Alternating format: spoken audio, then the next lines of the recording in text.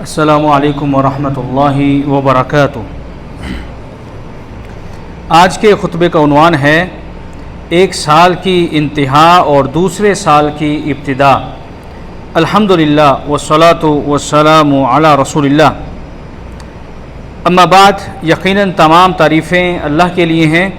آسمان و زمین اسی کی ملکیت ہیں، تمام معاملات اسی کے زیر تسلط ہیں، تعریفیں اسی کی ہیں، وہی باقی رہنے والا ہے اور اسی کی جانب جمع ہونا ہے۔ وہ پاک ہے، اسی نے آفتاب و مہتاب کو دائمی طور پر مسخر فرمایا، رات اور دن کو مسخر کیا۔ اس کے پاس ہر چیز پورے تخمینے کے ساتھ موجود ہے۔ میں گواہی دیتا ہوں کہ اللہ کے سوا کوئی بھی معبود برحق نہیں، وہ یکتا ہے، اکیلا ہے، اس کا کوئی شریک نہیں۔ بادشاہی اسی کی ہے، تعریفیں بھی اسی کی ہیں۔ وہی زندہ کرتا ہے اور مارتا ہے، وہ خود زندہ و جاوید ہے، اسے موت نہیں آئے گی۔ اسی کے ہاتھ میں خیر و بھلائی ہے اور وہ ہر چیز پر قادر ہے۔ میں یہ بھی گواہی دیتا ہوں کہ محمد صلی اللہ علیہ وسلم اللہ تعالیٰ کے بندے اور اس کے آخری رسول ہیں۔ اللہ تعالیٰ آپ پر، آپ کی آل پر اور تمام صحابہ کرام پر ڈھیروں درود و سلامتی نازل فرمائے۔ حمد و ثنا کے بعد اے اللہ کے بندو، دنیا امتحان اور فنا کی جگہ ہے، جبکہ آخرت نتائج اور بقا کی جگہ ہے۔ دنیا دھوکے کا سامان ہے، دنیا لمحوں، دنوں اور مہینوں کا نام ہے۔ اس میں سال اور صدیاں آتی ہیں، کئی سال آ کر گزر جاتے ہیں، کچھ اور بھی آ کر چلے جائیں گے۔ دن اور مہینے گزرتے جا رہے ہیں۔ اللہ تعالیٰ دن اور رات کو آگے پیچھے بھیج رہا ہے۔ ان میں اہل بصیرت کے لیے عبرت ہے۔ اس دنیا میں نسلیں فنا ہو جائیں گی اور تمنائیں ختم ہو جائیں گی، زندگیاں بھسم ہو جائیں گی۔ فرمان باری تعالیٰ ہے، اس پر موجود یعنی زمین پر موجود ہر چیز فنا ہونے والی ہے، صرف تیرے رب کی ذوالجلال والاکرام کی ذات کے لیے دائمی بقا ہے۔ اللہ کی قسم، دنیا کبھی بھی بقا کی جگہ نہیں ہے، چاہے لوگوں نے یہاں محل بنا لیے ہیں، عمریں سب کی الگ الگ ہوتی ہیں، لیکن موت کے وقت بڑی اور چھوٹی عمر والے سب برابر ہو جاتے ہیں۔ دنیا کوئی ایسا ٹھکانہ نہیں ہے کہ یہاں بقا کی امید رکھیں، اور اس کی رعنائیاں کبھی بھی پوری نہیں ہوں گی۔ ہر نفس کی انتہا موت ہے، اس لیے عقل مند کے ہاں دنیا کے محلات یا قبریں یکساں مقام رکھتی ہیں۔ اے اللہ کے بندو، ایک اور سال تقریباً گزر کر دنیا کی عمر میں کمی اور موت کو قریب کر گیا ہے۔ اس سال میں کی گئی کارکردگی انتہا کو پہنچ گئی ہے اور اس کے دفاتر لپیٹ لیے گئے ہیں۔ چنانچہ جس نے سال کے لمحات کو غنیمت سمجھا، وقت پر فائدہ اٹھایا اور بہترین کارکردگی دکھائی تو وہ مبارکباد کا مستحق ہے۔ ہم ایک نئے سال میں داخل ہونے والے ہیں جو ہمیں قبر کی جانب دھکیل رہا ہے اور ہمیں روز قیامت اور دوبارہ جی اٹھنے کے دن کی طرف ہانک رہا ہے۔ اس لیے صاحب دل اور کان دھرنے والے کے لیے ضروری ہے کہ وہ اپنی زندگی سے فائدہ اٹھا لے تاکہ بعد میں ندامت نہ اٹھانی پڑے، اس سے پہلے کہ آنکھیں آنسو بہا بہا کر خشک ہو جائیں اور لوگ پکار اٹھیں، ہائے افسوس اس بات پر کہ میں نے اللہ تعالیٰ کے حق میں کوتاہی کی، بلکہ میں تو مذاق اڑانے والوں میں سے رہا۔ یا کہے کہ اگر اللہ نے مجھے ہدایت دی ہوتی تو میں بھی پارسا لوگوں میں ہوتا، یا عذاب دے کر کہے کاش کہ کسی طرح لوٹ جاؤں دنیا میں تو میں بھی نیک لوگوں میں شامل ہو جاؤں۔ اے اللہ کے بندو، وقت گزرتا جا رہا ہے، اسی تھوڑی سی مدت میں زندگی کے لمحات محصور ہیں، جبکہ ذمہ داریوں کا ڈھیر لگا ہوا ہے، حقوق کی تعداد بہت زیادہ ہے۔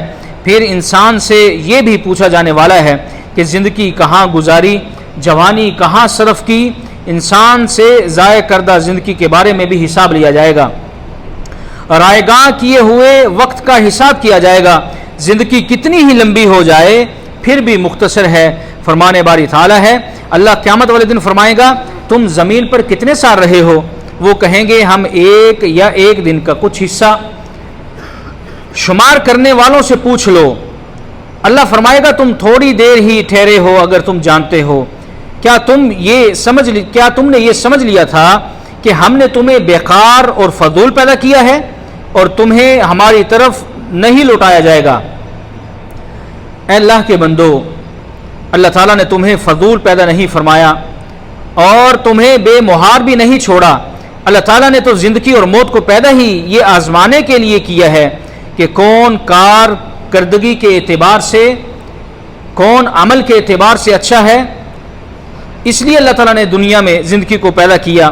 یہ سب سے بڑی مصیبت ہے اور خطرناک ترین معاملہ ہے، ہولناک اور سنگین امر ہے کہ انسان کو وقت ضائع کرنے پر حسد کرنی پڑے، وقت ہاتھ سے نکل جانے کا شکوہ کرنا پڑے، کیونکہ بغیر کسی کام کے وقت فارغ گزر جائے تو ایسے شخص کی حسرت اور ندامت آخری ہچکی سے پہلے ہی شروع ہو جائے گی۔ فرمان باری تعالیٰ ہے، یہاں تک کہ جب ان میں سے کسی کو موت آنے لگتی ہے تو کہتا ہے اے میرے پروردگار مجھے واپس لوٹا دے تاکہ میں اپنی متروکہ زندگی میں کوئی نیک کام کر لوں۔ ہرگز نہیں، یہ تو بس ایک بات ہے جو وہ کہہ رہا ہے، اب ان کے پیچھے قیامت کے دن تک ایک برزخ حائل ہے۔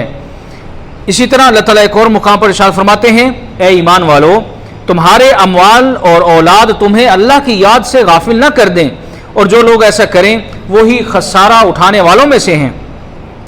اور جو کچھ ہم نے تمہیں رزق دیا اس میں سے وہ وقت آنے سے پہلے خرچ کر لو کہ موت آنے پر تم میں سے کوئی یہ کہنے لگے اے میرے پروردگار تو نے مجھے تھوڑی اور مہلت کیوں نہ دی کہ میں صدقہ کر لیتا اور سارے لوگوں میں شامل ہو جاتا۔ حالانکہ جب کسی کی موت آ جائے تو پھر اللہ کسی کو ہرگز مہلت نہیں دیتا، اور جو کچھ تم کرتے ہو اللہ اس سے پوری طرح باخبر ہے۔ اے اللہ کے بندو، زندگی کی سانسیں کچھ کر گزرنے کا بہترین موقع ہیں، یہ تو موجب شکر نعمت ہیں۔ فرمان باری تعالیٰ ہے، اور اگر تم اللہ کی سب نعمتوں کو شمار کرنا چاہو تو ہرگز نہیں کر سکتے۔ تم میں سے بہتر وہ ہے جس کی زندگی لمبی ہو اور عمل بھی اچھے ہوں، جبکہ تم میں سے برا وہ ہے جس کی عمر لمبی ہو اور اس کے اعمال بھی برے ہوں۔ توجہ فرمائیں، یہ بھی نعمتوں کے شکر میں شامل ہے کہ اپنی زندگی اللہ تعالیٰ کی اطاعت میں سنت نبوی کے مطابق گزاریں، جبکہ دوسری جانب نعمتوں کی ناشکری، سخت آزمائش، عذاب، حسرت اور ندامت کے اسباب میں یہ شامل ہے کہ اپنی زندگی اللہ تعالیٰ کی نافرمانی میں صرف کریں یا غیر شرعی امور میں کھپا دیں گے۔ فرمانے والی تعالیٰ ہے، پس جو ذرے کے برابر اچھائی کرے گا تو وہ اسے دیکھ لے گا، اور جو ذرے کے برابر برائی کرے گا وہ بھی قیامت والے دن اسے دیکھ لے گا۔ اے اللہ کے بندو، ہجری سال کی ابتدا ماہ محرم سے ہوتی ہے اور یہ حرمت والا مہینہ ہے۔ فرمان باری تعالیٰ ہے، جس دن اللہ نے آسمان اور زمین کو پیدا کیا اس دن سے اللہ کے ہاں نوشتہ میں لوح محفوظ میں مہینوں کی تعداد 12 ہی ہے، جن میں 4 حرمت والے مہینے ہیں۔